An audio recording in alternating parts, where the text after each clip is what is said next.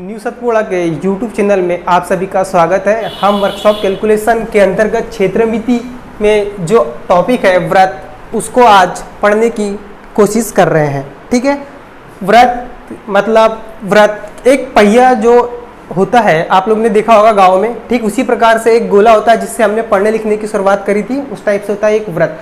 प्रत्येक वस्तु का भार जिस चीज पर केंद्रित होता है वो क्या कहलाता है, उसका केंद्र या उसका गुरुत्व केंद्र। ठीक उसी प्रकार जब हम कोई व्रत बनाते हैं तो उसका भी क्या होता है, एक केंद्र होता है। ठीक है, जहां पर इस व्रत का पूरा भार क्या होता है, केंद्रित होता है। तो हम बोलेंगे कि व्रत कहलाता क्या है या व्रत कैसे कहते किसे हैं। तो क्या होता है, किसी बिंदु का वह बिंदु पथ जो सदैव स्थिर बिंदु से हमेशा एक बराबर दूरी पर स्थित होता है। किसी बिंदु का वह बिंदु पथ जो स्थिर बिंदु से सदैव मतलब हमेशा एक बराबर दूरी पर स्थित होता है, वह व्रत कहलाता है। ये जो बिंदु पथ होता है यह व्रत का केंद्र कहलाता है। जो बिंदु पथ होता है वह व्रत का केंद्र कहलाता है। बिंदु पथ व्रत का केंद्र कहलाता है। इससे स्थिर दूरी पर मतलब परिधि पर यह दूरी जो होती है वो सदैव बराबर होती है हमेशा। तो यहां पर भी बराबर, ये भी बराबर, ये भी बराबर। यदि केंद्र O से लेकर परिधि तक की दूरी A अगर यह R है तो यह दूरी पूरे व्रत भर हमेशा बराबर होगी। तो यहां से लेके यहां तक की दूरी भी R हो जाएगी, ये भी R हो जाएगी। ऐसी पूरे व्रत में बराबर दूरी क्या होगी, R। R क्या होगा, यह व्रत की त्रिज्या होगी। R जो होगी वह व्रत की त्रिज्या होगी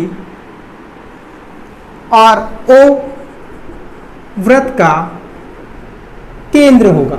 ठीक, परिभाषा को और एक बार बोलेंगे, किसी बिंदु का वह बिंदु पथ जो स्थिर बिंदु से सदैव समान बराबर दूरी पर स्थित होता है व्रत कहलाता है। ठीक, केंद्र बिंदु पथ उसका केंद्र होता है, R व्रत की त्रिज्या। एक व्रत पूरे 360 अंश का कोण बनाता है।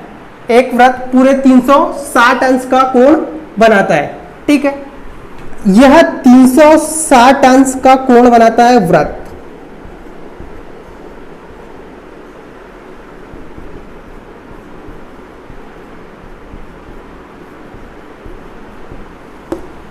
ये जो रेखा होती है व्रत के बाहर की, इसे हम परिधि कहते हैं। परिधि पूछता है कि व्रत की परिधि क्या होती है।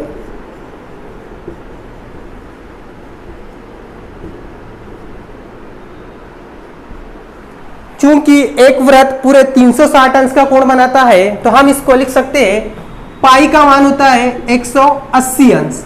ठीक, लेकिन यह 360 अंश का कोण बना रहा है तो ये क्या हो गया, पूरा 2 पाई।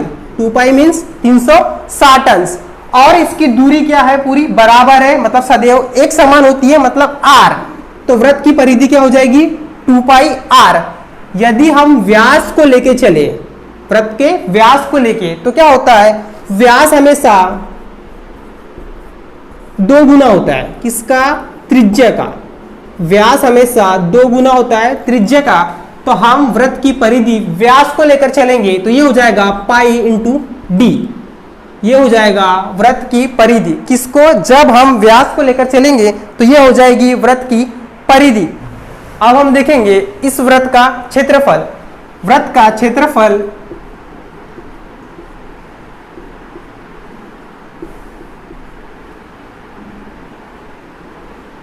व्रत का क्षेत्रफल होता है पाई R स्क्वायर।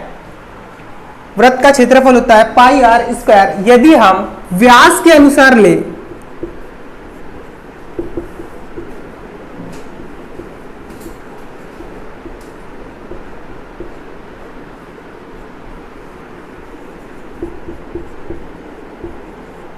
यदि हम व्यास के अनुसार व्रत का क्षेत्रफल ले तो ये हो जाएगा पाई डी का स्क्वायर बटे 4। पाई डी का स्क्वायर बटे 4 ये हो जाएगा व्रत का क्षेत्रफल।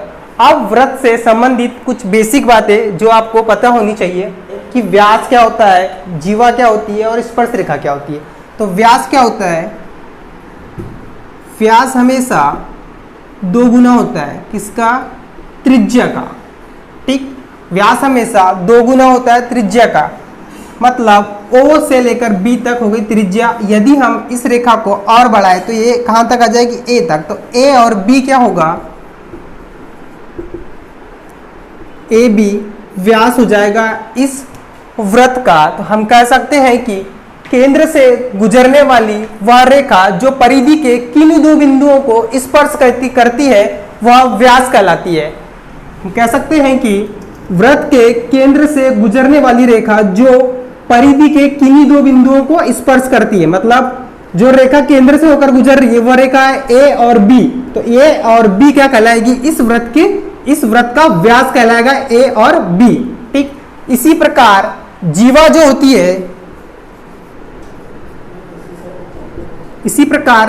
होती है, वह परिधि के किन्हीं दो बिंदुओं को स्पर्श करती है या मिलाती है। परिधि के किन्हीं दो बिंदुओं को मिलाने वाली रेखा क्या कहलाती है? उस वृत्त की जीवा कहलाती है। जैसे इस वृत्त में C और D को जो मिला रही है रेखा वह क्या कहलाएगी? इस वृत्त की जीवा। लेकिन इंपॉर्टेंट बात यह होती है कि जो जीवा होती है वह कभी केंद्र से होकर नहीं गुजरती। जीवा जो होती है वह कभी केंद्र से होकर नहीं गुजरती, केवल केंद्र से होकर गुजरता है व्यास। ठीक, ये जीवा जो होती है वह कभी भी केंद्र से लेकर नहीं गुजरती। ये इंपॉर्टेंट बात होती है वृत्त के बारे में। स्पर्श रेखा क्या होती है?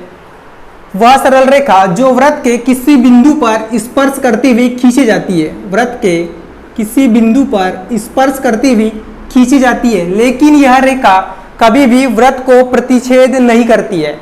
स्पर्श रेखा वृत्त के केवल किसी बिंदु को स्पर्श करती हुई जाती है, लेकिन वृत्त को कभी भी प्रतिच्छेद नहीं करती। स्पर्श रेखा हमेशा केंद्र के साथ में 90 अंश का कोण बनाती है।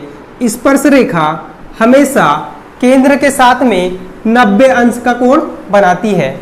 ठीक है, स्पर्श रेखा जो होती है वह किसी वृत्त के एक बिंदु पर स्पर्श करती हुई खींची जाती है और यह स्पर्श रेखा वृत्त को कभी प्रतिच्छेद नहीं करती, और स्पर्श रेखा हमेशा केंद्र के साथ में 90 अंश का कोण बनाती है।